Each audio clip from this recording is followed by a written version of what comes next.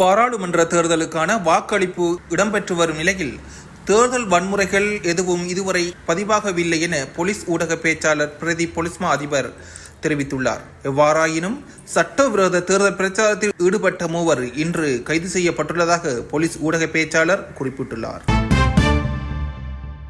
தேர்தல் சட்டத்தை மீறி நுரைச்சோலையில் இருந்து முல்லைத்தீவுக்கு வாக்காளர்களை ஏற்றிச் செல்வதற்காக 3 பஸ்கள் தயார் நிலையில் இருந்த நிலையில் அவற்றின் 3 சாரதிகளும் மற்றும் நடத்துனர்களும் நுரைச்சோலை போலீசாரால் கைது செய்யப்பட்டுள்ளனர்.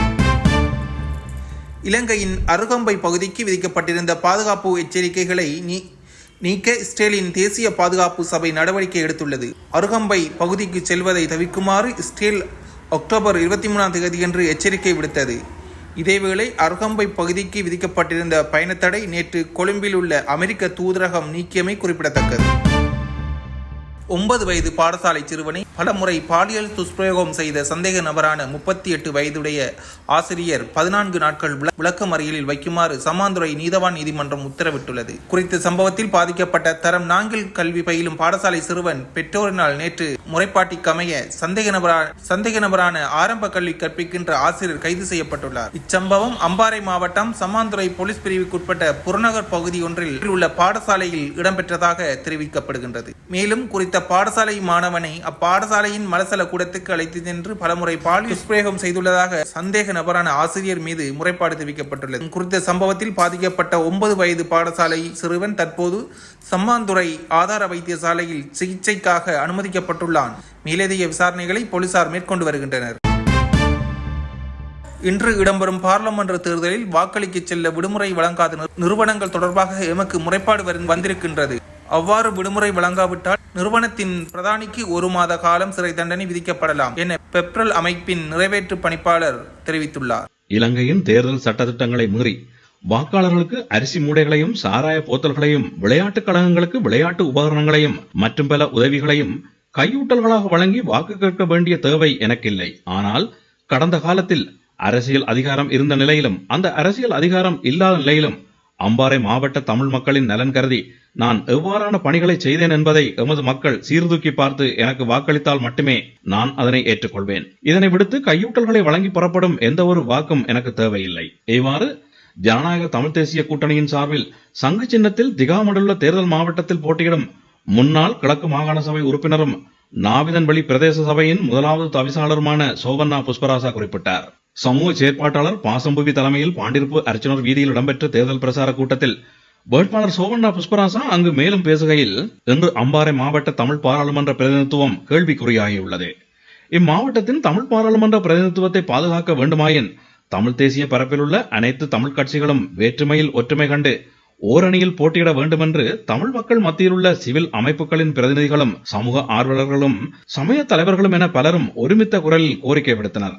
இதனை இலங்கை தமிழரசு கட்சியினர் மட்டும் ஏற்க மறுத்து தனிவழி சென்று அம்பாறை தமிழ் மக்களின் ஒற்றுமைக்கு வேட்டு வைத்தனர். இருப்பினும் அம்பாறை மாவட்ட தமிழ் மக்களின் எண்ணங்கள், அபிலாசைகள், வலிகள் என்பனவற்றை உணர்ந்த அனைவரும் ஜனநாயக தமிழ் தேசிய கூட்டணியாக ஒற்றுமையாக சங்கு சின்னத்தில் போட்டியிடும் நிலை உருவானது. தலைமைத்துவ போட்டியும் பதவி மோகமும் கொண்டு இன்று நீதிமன்றம் வரை சென்றுள்ள இலங்கை தமிழரசு கட்சி எவ்வாறு எதிர்காலத்தில் தமிழ் மக்களின் ஐக்கியம் பற்றி பேச முடியும், தமிழ் மக்களுக்கான அரசியல் தீர்வு பற்றி பேச முடியும்? இன்று வீடு சிதைந்து விட்டது. மாவை அண்ணனை வீட்டிலிருந்து விரட்டி விட்டார்கள். ஸ்ரீதரன் வீட்டின் ஒரு பகுதியை பிடித்து விட்டார். சம்பந்தன் ஐயாவின் மூலமாக இடைக்காலத்தில் வாடகைக்கு வீட்டுக்கு வந்தவர் ஆட்சி உறுதியை காண்பித்து உரிமை கொண்டாடுகின்றார். அவருக்கு யாழ் மாவட்டத்தில் தோல்வி வந்தால் தேசிய பட்டியலுக்கு வாக்கு சேகரிக்க அம்பாறையில் சில தம்பிமார் செயற்படுகின்றனர். இவர்கள் ஒற்றுமைக்கு வேட்டு வைக்கும் வேடதாரிகள் என்பதை மக்கள் நன்கறிவர். அம்பாறை மாவட்டத்தில் வாழும் மாற்று சமூகத்தினர் கல்வி, சமூக, பொருளாதார, அரசியல் நிலைமைகளில் பலமடைந்துள்ளனர். தமது இனத்தை விருத்தி செய்வதிலும் முன்னணியில் உள்ளனர். இதனையிட்டு நாம் பொறாமைப்படக்கூடாது. ஆனால் அம்பாறையில் எம்பிக்களாக இருந்த தம்பி கோடீஸ்வரனும் தம்பி கலையரசனும் அம்பாறை மாவட்ட தமிழ் மக்களின் நலன் சார்ந்து செய்த சேவைகளை பகிரங்கப்படுத்த முடியுமா? மாறாக பாராளுமன்றத்தில் பேசினால் மட்டும் போதாது, அங்கு பேசியதற்கு செயல் வடிவம் கொடுக்க அயராது உழைத்திருக்க வேண்டும். அரசியல் அதிகாரம் எதுவுமற்ற நிலைமையில் நான் பல பணிகளை செய்துள்ளேன். ஆலையடி வேம்பு பிரதேசத்தில் உள்ள 269 கால்நடை பண்ணையாளர்களின் கால்நடைகளை பராமரிக்கும் வட்டமடு மேய்ச்சல் தரைக்கு உரித்தான 4000 ஏக்கர் காணியை மாற்று சமூகத்தைச் சேர்ந்த நபர்கள் கபலீகரம் செய்து நெச்சையை மேற்கொண்டனர். இத்தருணத்தில் இப்பண்ணையாளர்கள் இலங்கை தமிழரசு கட்சி தலைவரான ராவண்ணா சம்பந்தன், மாவை சேனாதிராசா மற்றும் அம்பாறை மாவட்ட தமிழ் எம்பிமார்களிடம் முறையிட்டு தமது மேய்ச்சல் திரையை மீட்டு தருமாறு அழுது புலம்பினர். இவர்கள் எந்த உதவியும் செய்யாததால் ஈற்றில் என்னிடம் வந்தனர். இதற்கமைய களத்திலிறங்கிய நான் அம்பாறை மாவட்ட அரசாங்க அதிபருக்கும், அரசாங்க உயர் மட்டங்களுக்கும், இராணுவ உயர் அதிகாரிகளுக்கும், போலீஸ் உயர் அதிகாரிகளுக்கும், பௌத்த மத தலைவர்களுக்கும் வட்டமடு மேய்ச்சல் துறை பற்றிய சகல ஆவணங்களையும் சேகரித்து அவற்றை கோப்புகளாக்கி சமர்ப்பித்தேன். அப்போது இதன் உண்மைத்தன்மையை அவர்கள் புரிந்து கொண்டனர்.